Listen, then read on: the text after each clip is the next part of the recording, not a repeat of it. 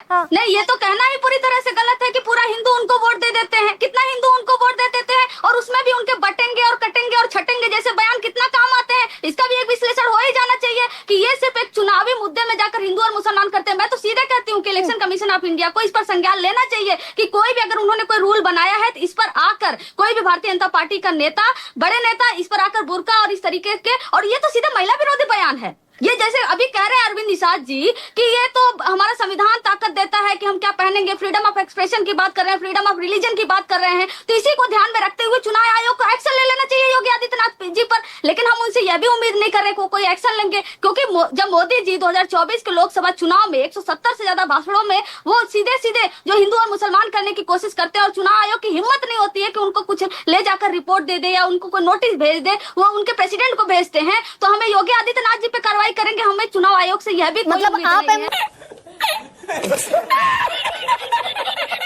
Hello दोस्तों, आज के वीडियो में हम आपके लिए एक धमाकेदार डिबेट लेकर आए हैं जो कि आपको बहुत मजा आएगा। तो दोस्तों हो जाइए तैयार, क्योंकि इस डिबेट में आपको मिलेंगे तीखे तकरार। तो बिना देरी किए चलिए शुरू करते हैं आज का ये जबरदस्त डिबेट। करें वो मुफीद है।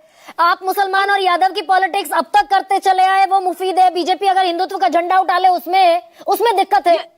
ये तो गजब हो और गया ये ना दिक्कत गरिमा जी। इसलिए ज्यादा हो जाती है क्या कि भाई चलने लगा हिंदुत्व का फॉर्मूला।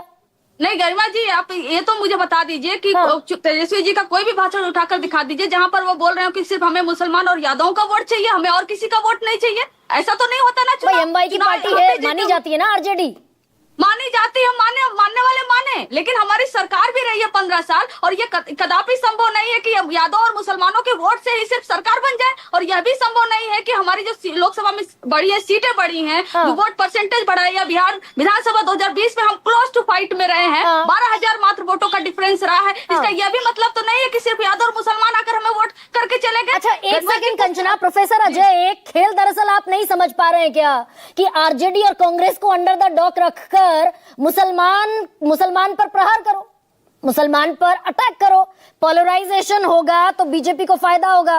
भाई जेडीयू को कमजोर करने की भी कोशिश हो सकती है ना ये, और बीजेपी के साथ खड़े होने का नुकसान होता है जेडीयू को।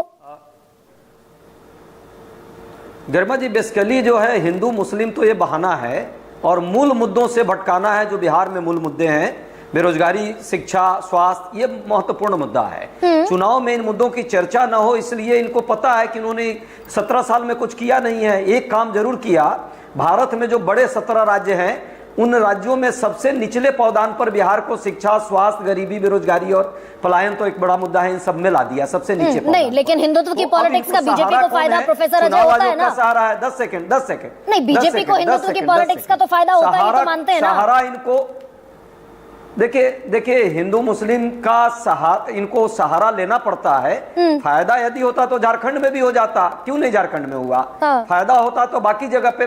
बेसिकली जो है चुनाव आयोग का फायदा इनको होता है, और चुनाव आयोग ने ही ये मुद्दा भी दिया। कहां से आया ये मुद्दा? बुर्का वाला मुद्दा जो है, चुनाव आयोग जो भाजपा का टूल किट है उसने ही शुरुआत की, और उसी पर बॉल डाले जा रहे हैं। अभी तो जो योगी आदित्यनाथ आए हैं, मैं दावे के साथ आपके इस चैनल पर कह रहा हूं, 3 दिन यहाँ अमित शाह जी हैं पटना में, हम सब देख रहे हैं। 3 दिन के अंदर देखिएगा 3 विवादित बयान वो देंगे हिंदू मुस्लिम पर। फिर मोदी जी कुछ दिन बाद आने वाले हैं, उनके भी बयान आएंगे, मंगलसूत्र, मटन। फिर देखिएगा कि वो पाकिस्तान में पटाखे उड़ने लगेंगे।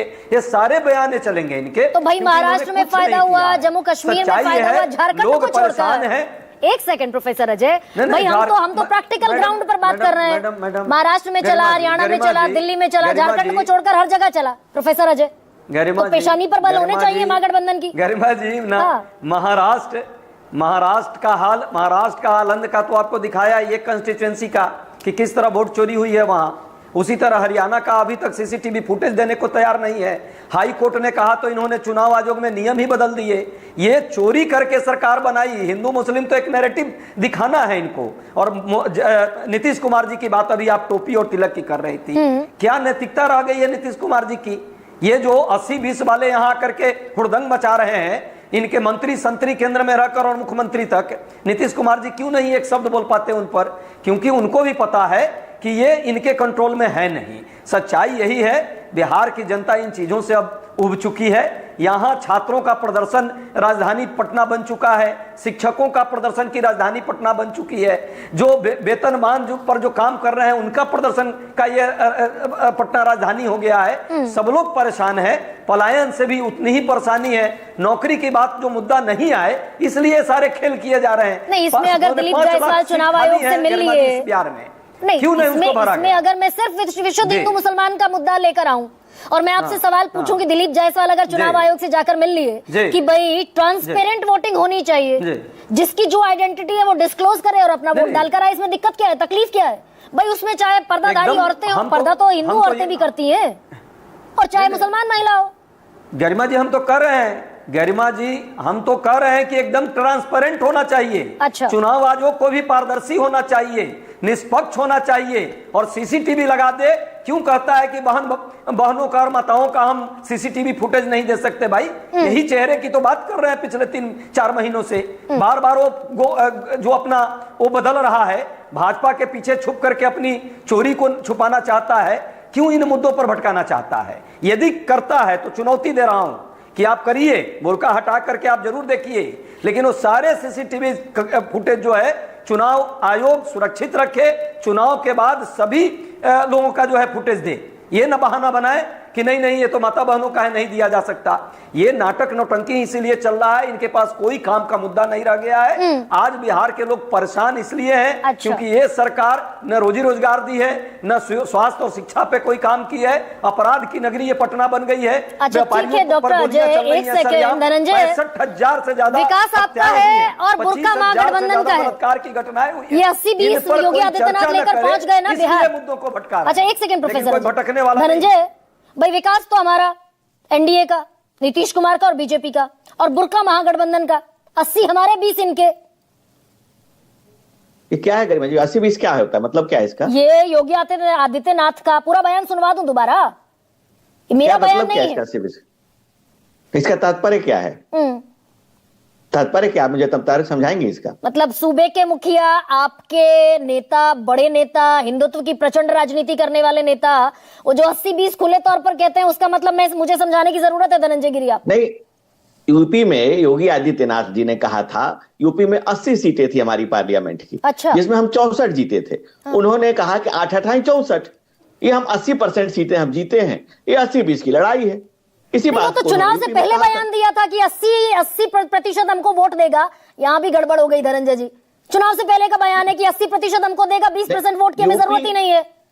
यूपी में अब 80% सीटें जीते थे। भाई चुनाव से पहले का बयान है। चुनाव में नहीं, बिल्कुल नहीं। चुनाव से पहले का बयान है 80% वोट हमको देगा और 20% की हमें चिंता नहीं है, हमें चाहिए नहीं। हम 80% सीटें यूपी में जीते थे, वो यूपी के मुख्यमंत्री हैं। इस कॉन्टेक्स्ट में उन्होंने कहा था कि 80% हम सीटें जीते हैं और 20% सीटें हम नहीं जीत पाए थे। सिर्फ क्लियर बात है, जाकी रही भावना जैसी, रघु मुहूर्त देखी थी तैसी। और ये जो आज कह रहे हैं कि हमारा विकास और उनका बुर्का, तो बुर्के में तो 20% आते हैं ना इस देश में। देखिए ऐसा है कि हम विकास की बात कर रहे हैं और महागठबंधन के लोग अब बुर्का के नीचे छुपना